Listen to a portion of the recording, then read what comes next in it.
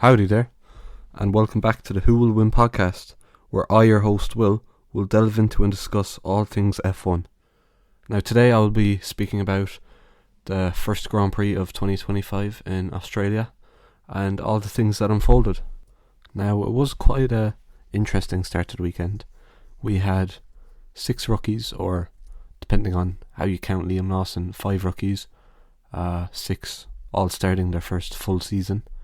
Liam in the Red Bull, Kimi Antonelli in the Mercedes, you had Ollie Behrman in the Haas, Gabriele Bortoleto in Sauber, Isaac Hadjar in Racing Bulls, and of course Jack Doohan in the Alpine, who was there for his home race, second race after Abu Dhabi last year. All in all, it was quite a up and down weekend for the rookies, to say the least. Ollie Behrman had probably one of the most extreme weekends out of the rookies. He crashed in FP1 after going off the gravel at turn 10, I believe, and trying to correct the car and then spinning him into the wall. And then in FP2 not being able to take part due to the mechanics not being able to get the car back into a running condition, which isn't their fault. Quite a lot of damage was done to the car, and they nearly got it out, so the mechanics actually did a very good job. And then in FP3 spun it into the gravel quite early in the session, so he didn't get much running there either. And then when he went out to do a warm-up lap for qualifying, his gearbox wasn't working as it should have. And then in the race, the car didn't quite have the pace. We saw that with Esteban, both of them finishing last out of the 2 runners, Esteban 13th and Ollie 14th. So overall quite a difficult weekend for Behrman, but I'm sure he'll come back strong in Shanghai. He did obviously incredible jobs last year, stepping in for Carlos when he had appendicitis in Saudi Arabia, and then also Kevin when he had his race ban in Azerbaijan, and also in Brazil when Kevin had food poisoning or was sick. So we know he can do a great job. There's no doubt about that. We saw that in F2 when he was racing in F4 and F3. So he just needs to keep his head held up high. He's obviously very talented, one of the best rookies there are this year, and there's quite a good crop of them, as I've said. And it wasn't too dissimilar from other rookies' weekends. As I said, none of them were as extreme as Ollie's, but for Isaac, for example, he did a outstanding qualifying in my opinion. I thought he did an absolutely fantastic job. And then unfortunately in the race, when he was going out for the formation lap, he went to upshift, I believe, out of turn 1, and he was on the wet lines, the painted lines on the track, and he just lost grip. I think a lot of people this year were kind of unsure about Isaac. I know it's only been one race and rookies need more time to prove themselves, but I do believe he's going to do a better job than most people think he will, and to be honest, that I thought he was going to. Qualifying, he narrowly missed out on Q3, which is fantastic in your first race. He was impressive in practice as well. He was on the pace of Yuki for a good bit of it, and then in the race, or before the race started, he spun out, and I hope he takes all the good things away from Melbourne that he can, all the positive parts of his weekend, and implement them in Shanghai, in China. I believe he's going to be very competitive this year. I think he's going to be on the pace of Yuki for a good bit of it, and I wouldn't be surprised if he's sometimes beating him after the midpoint of the season. A lovely thing he can take away from the weekend as well is what Anthony Hamilton, Lewis Hamilton's dad, said to him. He was obviously very upset, Isaac, after he spun out, and later he'd go on to say he felt it was quite embarrassing, which is fair enough. You know, you're in your rookie season, your first race, and you want to show everyone around you what you can do. His family was there with him, and it was lovely to see Anthony calm down, give him some words of advice, and ease his mind. He's very talented. He did a great job in qualifying, and it was just nice to see how caring the paddock is. Obviously, it's still brutal. It's a top-level sport, but compared to many moons ago, I don't think other drivers' fathers would be stopping you, giving you some help, which is quite refreshing to see. Liam was another rookie, or not a rookie, depending on how you view him. But throughout practice, he was off the pace, and throughout the race, he was struggling for the most part. At some points, he was 3 seconds off the pace of Max, who was in the exact same car. So it'll be a lot to look at for Liam, a lot to go over, a lot to review, and I really hope he comes back stronger in Shanghai this weekend.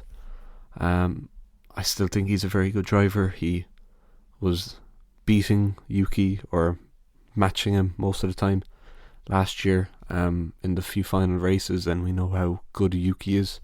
So there's no doubt in my mind that he's good enough to be at a top seat in F1, but the car just seems so bad for the second driver at Red Bull. We've seen it with Pierre, we've seen it with Alex, we saw it with Sergio, and we do need to give Liam more time, but it seems like it's similar to what's happened to drivers in the past, now that the same thing is happening to him.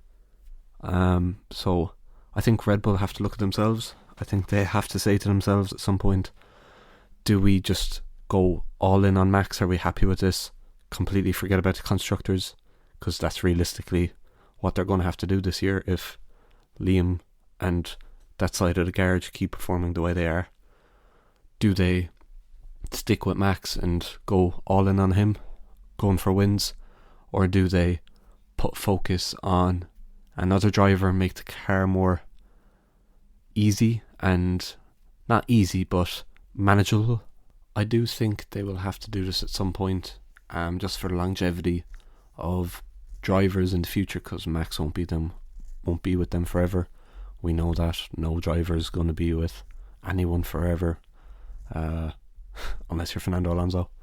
But they do need to look at maybe 2027, 2028, when Max has either moved team or left the sport, if he doesn't fulfill his contract with Red Bull, or if he doesn't want to extend it.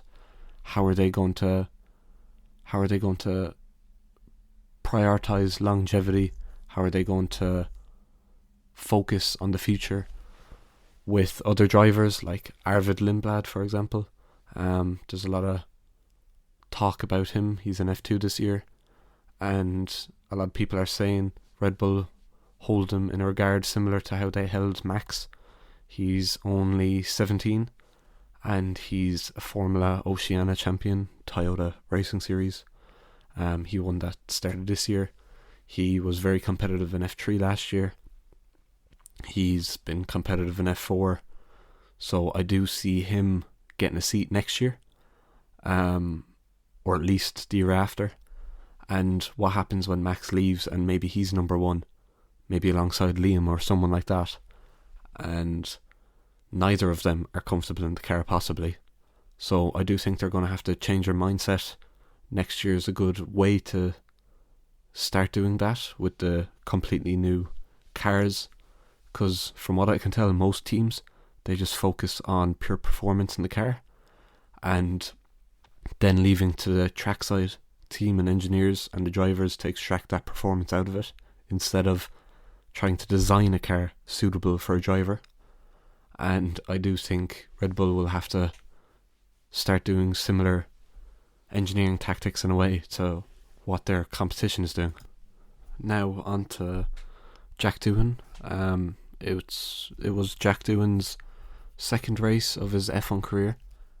He competed in Abu Dhabi, as I said at the top of this podcast, and it was his home race, so there would have been a bit of pressure. I think he would have managed it well, though. Oscar was there in a top car, so I think Oscar would have been taking the brute force of that pressure, to be honest. And from what I could tell from Martin Brundle's commentary on Sky Sports, he comes from a family that is quite sensible from the sounds of it. Jack Doohan's father, Mick Doohan, obviously a 5-time MotoGP champion, so he knows all about dealing with pressure. Incredibly talented individual, just like Jack. And I do think that Jack will take it in his stride. He's done it with the rest of the pressure from Franco Colapinto, the unfair pressure, I think. Franco did a great job last year, and he's a reserve for Alpine this year. So I do believe he will feel that presence, because in practice it was like panning from Jack to Franco, and then it's obviously clear to everyone that there is that pressure from even Alpine management, which I think is a bit odd, because Flavio is in charge there, Flavio Briatore, and I think he's also Jack's manager, but he's saying Jack might not even last the full season, which is a bit weird, because if your manager was an individual very high up in the team, I would have thought that you're more likely to keep that seat, or at least have very little pressure on it. So I think that's a bit odd. But on the overall, similar to Isaac, I think, very similar weekends. You kind of have that car that's placed either between the middle and the top of the midfield. And I think he was also quite unlucky in qualifying with Lewis's spin in Q2, which slowed him down, and also traffic slowed him down on that lap. So I do think he could have possibly been in Q3, similar to Isaac, as I said. And if he was, I don't know if it would have affected his race, because on lap 1 he spun out in a similar way to Isaac as well. They had very similar weekends, and hit the wall on the exit of turn 5, I believe it is. And yeah, it wasn't ideal. It would have been good for him to get a full race under his belt and prove those skeptics wrong that were saying he's not going to last the full season, which I think he can. It's a bit of a shame, because I would like to see Franco in Formula 1 as well. I do believe he's a great talent. He hasn't had the same funding as other drivers through his junior career, even though he's bringing a lot of money to F1 now through Argentinian sponsors. But I would like to see him on the grid as well. Maybe Cadillac is an option, who have been confirmed last week that they will be on the grid next year. So 11 teams, 22 drivers, 22 cars. I don't know though, because they're leaning towards Colton Herta, or at least an American driver, as it seems, a young American driver, and one experienced driver, whether that's Sergio or Valtteri. It'll be interesting to see, or maybe someone completely different. I would like to see Franco there. I think that would be cool. And then Jack will get to keep his seat, because I am fond of the two of them. I do think they are both incredible drivers. So I believe that we will see both of them in the future. Franco's probably more certain, even though he doesn't have a drive, odd enough. But I do think that we will see more from Jack, and he'll get to have a clean weekend, hopefully, in Shanghai, and prove some people wrong. Now on to the final two rookies, Kimi and Gabriel, who arguably both had the best weekends. Gabriel did a great job in qualifying, beating Nico, which is no mean feat. Nico's very quick, and very impressive for him to show his pace in his first qualifying session. I would like to see if a statement comes out from Sauber, because it didn't seem as it was his fault for the crash or the spin in the race, which brought out a safety car along with Liam's spin. but I would like to see a statement from the team, because it did look like the rear right suspension folded in or broken or snapped when he was going around the third to last corner. So I don't think it was his fault. Hopefully they understand what went wrong there, if it was his fault or whether it was the team's fault, and they resolved that issue, because it is quite a big one if your suspension isn't lasting a race distance. And overall a very strong performance from him on the weekend, and I'm looking forward to what he can do in the future. Kimi also had a very strong weekend with Mercedes. Practice was solid. It was solid. So was George's.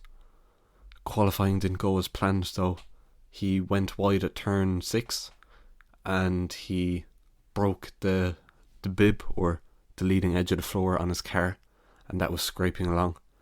If you watch the qualifying highlights, you'll be able to see the car sparking. It was said as well that this could have cost him roughly 3/10 per straight, and there's quite a lot of straight sections on the Albert Park track, so I wouldn't be surprised if overall that cost him maybe a second, if not more, according to what some people were saying. So it'll be interesting to see, just like Gabriel, what he can do in Shanghai, and the rest of the rookies. I do think they will all have more positive weekends. Kimi has less to prove in the race. He did a fantastic job going from P16 in qualifying after that issue to P4 in the race. After the race, dropped down to P5 for a 5-second penalty for a pit lane infringement, impeding, and that position got reapplied or given back to Kimi as Mercedes put in a protest, and that was followed through with, and the stewards found that with new on-board footage and helicopter footage that he didn't in fact massively impede the other driver, which was Nico, I believe. And so that's great for Kimi, being one place off a podium and one place behind your teammate on your opening weekend when it's in extremely difficult conditions, and your teammate qualified 12 places ahead of you. So very positive for Kimi, and I can't wait to see what else he can do in the upcoming races. A bit similarly to testing before this season, and what people say, you never know, it's only testing, you don't know fuel loads and all this sort of information that you can roughly get an idea of on actual Grand Prix weekends. So I do think a similar thing will be applied, especially because it was quite a chaotic first race in Melbourne. But the teams do have a bit to prove on the performance side. Similarly to the rookies, McLaren started off really well. They look like they have a roughly 3/10 gap to most people. Mercedes and Max in the Red Bull, and Ferrari were kind of nowhere, to be honest, which is a little disappointing given it's Lewis's first weekend in red, and last year they ended so well. They were right behind McLaren, so it is a bit disappointing to see Ferrari down there. I was hoping that the performance in qualifying would have been due to a wet setup, which makes you slower in the dry, but that didn't really prove to be the case, it seems, as McLaren were rapid in the race and Ferrari were similar to where they were in qualifying. So that's a little worrying, but I'm sure Ferrari can turn it around. It's Lewis's first year, they won't let it end poorly. It was a bit awkward seeing Lewis and his new engineer try to communicate, Lewis asking for information and then asking his engineer to give him less throughout the race. And Mode K, I think his engineer kept telling him to use, and Lewis was like, no, leave me to it, I'm not close enough, I'll use it when I need to. And so that was a little awkward, but it's just these teething issues that you get when you move team, and Lewis is experienced and his engineer is experienced, so no doubt in my mind over the next 2 or 3 races they'll have that ironed out and clear communication will be used throughout the race. Williams looked quite good. On a more positive note, Alpine and Racing Bulls were also looking good, but Williams, with their two experienced drivers and not having a rookie in the team, and what some people are saying, the second, third or fourth best lineup on the grid, which I have to agree with. I think Carlos and Alex is a great pairing. So it was a great job from them. Unlucky with Carlos. He probably could have done not better in qualifying, but throughout the season I wouldn't be surprised if we got closer to Alex. But I do think Alex will keep him on his toes. Alex is a very talented driver, very fast. And it's exciting for Williams if they keep it clean, keep focusing on setup and trying to make the car quite manageable, more manageable than it has been in the past couple of years. I do think they have a very positive season ahead of them. They could be fighting for 5th. I do think that they will get 5th at the end of the year, just due to the consistency of their drivers. And Red Bull also had a positive weekend, not really on Liam's side, but they did look quite far back in testing relatively to where they've been in the past. But Max did his normal. He did a very good job fighting Lando and Oscar, even though he did drop off at some points throughout the race. After safety car periods, he would usually be within a second for a good dozen laps roughly. So I wouldn't be surprised if Max is fighting for the championship again this year if Red Bull can improve or keep their pace relatively similar to where McLaren's is. One thing I would like to see is the FIA possibly, or F1, or track designers like Herman Tilke or Alex Wurz, to see if there are higher grip paints available, because it is quite an expensive sport, and I do think this could be a bit better. Now, I'm not completely aware of the physics behind it, as to why paint is so much slippier in the wet than it is in the dry in comparison to tarmac and asphalt. But I would like to see maybe even a question mark from the leading parties involved in F1 as to if that could be improved. Now, some people might say it adds a bit of jeopardy into races and sessions that are wet on street tracks, which is fair enough. Most drivers, or 14 of them, kept it on the track for the most part in the wet conditions on the Sunday of the Melbourne Grand Prix, or the Australian Grand Prix. But I would like to see if they could improve this and just reduce risks, because I don't really want to see rookie drivers crashing out in their first race due to trying to get on throttle in wet conditions, even when they're on inters.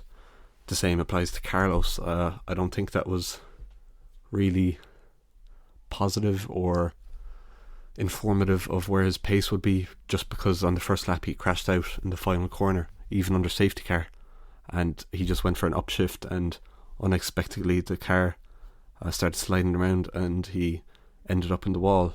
And it is a learning curve for all the drivers, how their power units work in F1 and how they are relatively in the wet compared to the dry, and how they feel under safety car conditions, as is the case with Carlos. And I do think it'll be a big learning curve for some people, which is good. You'd rather have that first race of the year than towards the end of the year when you're in a title fight, or a fight for 4th in the championship or 8th in the championship or whatever. But I would like to see if there are grippier paints available, or I don't even know if that's a thing, but it would be interesting to see, I think. And also just a few things to round up on from pre-season. The big talking point ahead of this year was Lewis in red, which is still kind of a pinch yourself moment. It doesn't really feel real after him being in silver or black for the last 10 years, 11 seasons from 2013 to 2024. So it is quite a big change, I'm sure, for him, his family, his fans, and just us as general fans. But it is pretty cool to see, because I do think Lewis is an incredible driver. There's no doubt in that. He's the most successful of all time. He is one of, if not the GOATs. I've huge respect for him. He is an immense talent, and the most successful driver in the world is starting his first season with the most successful F1 team in the world. So it is kind of a what if moments. I wouldn't have been surprised if he ended his career with Mercedes in 2026 or 2027 and just became an ambassador. But I'm super glad he's done this, and he's brought really close people back to him. Within his camp, he's brought Angela back, which is great for him, and he's also brought his manager back, which is also great for him. Just creating a familiar environment within a new environment in Maranello. So that's very positive to see, and I can't wait to see what he can do. I'd love if he won a championship with Ferrari. That would be incredible. That would go down in history probably as the greatest pairing of all time, even though they might not have the quickest car of all time or the most dominant year of all time. But if Lewis won in red, I do think that would be one of, if not the years, people would remember in F1, which is fair enough. And as I said, I would absolutely love to see that. Another thing is Drive to Survive came out a couple of days ago. I do think it was a lot better than previous years. 2021, 2022, 2023.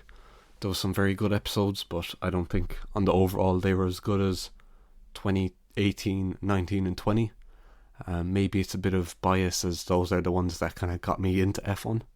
Those are the seasons that I love most at heart.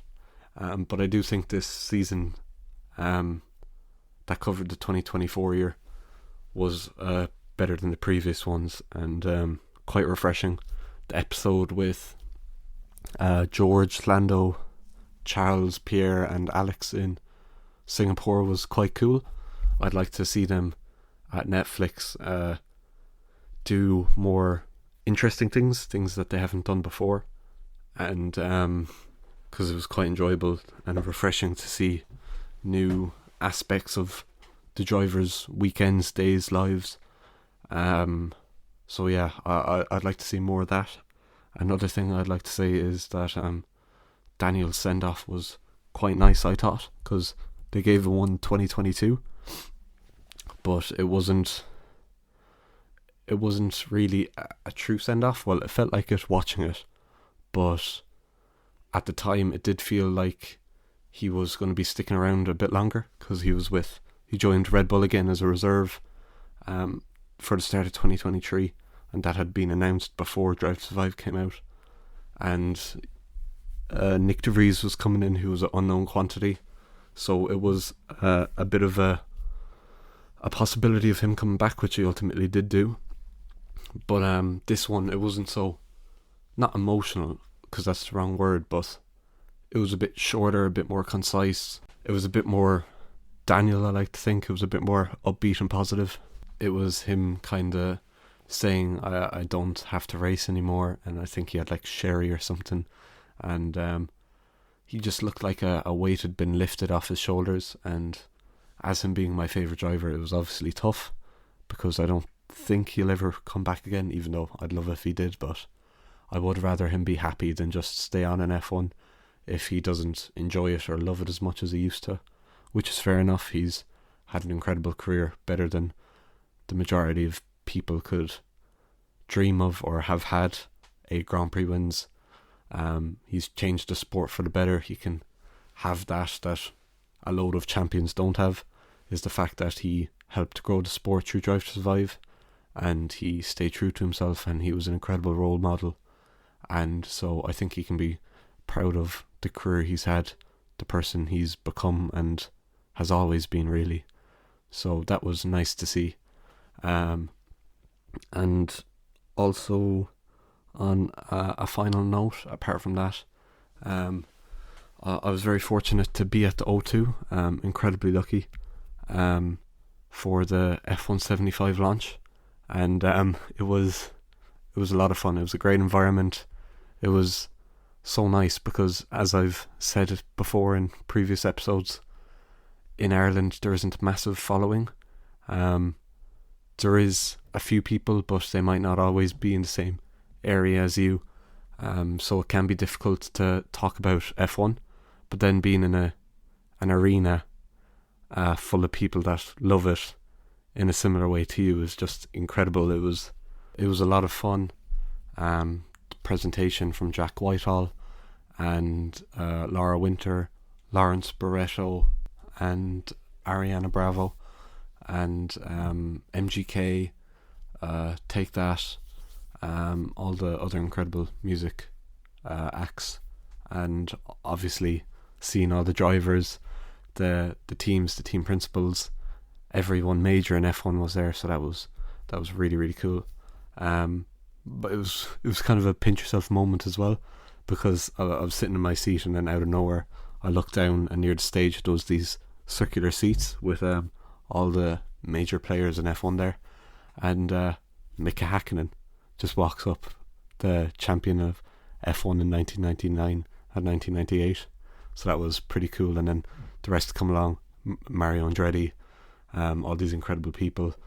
Across the stage was Lewis Hamilton, Charles Leclerc, all the drivers, Lando, Oscar, George, Kimi. It was really, really cool. And then seeing deliveries all at once was awesome as well. I do think that F1 will carry this on, and bring it to different cities and countries, as a few people have said. I wouldn't be fully against it.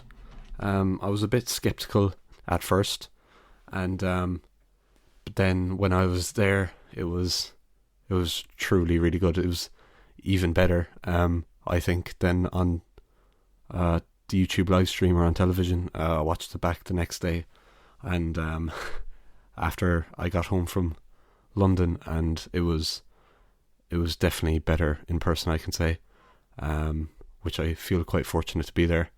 And I do think that, as I said, they will do it again in different countries. I do think they will do it in America next year if they do continue it. New rules and stuff, with the chassis and the engines, for 2026. So I wouldn't be surprised if they put on a big show in Vegas or New York or something, and try and grow the sport even more over there. Another thing to quickly touch on is the alleged booing of Max and Christian. There was a bit of booing for Christian, but the booing of Max was quite overhyped in the media, to be honest. At the start, when Jack Whitehall first introduced or said Max, and the cameras went to him, there was quite a bit of cheering actually. So there are quite a few fans of Max in the UK, or at least in the O2 that night, and there wasn't any booing at that stage. And then following Christian and the bit of booing there, there was a small amount of booing from Max, but also Liam was there as well, and the Red Bull car was coming out, but there wasn't booing for Max before. So I reckon it was just people booing at Red Bull in general, not Max. And even when there was that tiny bit of booing when Red Bull showed their car, there was a lot more cheering. I don't know why the mics picked it up that way, but it did sound like there was a good bit of booing, but there was actually a lot more cheering on the night. And yeah, it was a bit odd, and the media also overhyped it because there was a little booing on the TV feed, but they made it sound like it was ridiculously bad, or nearly as bad as Christian's booing.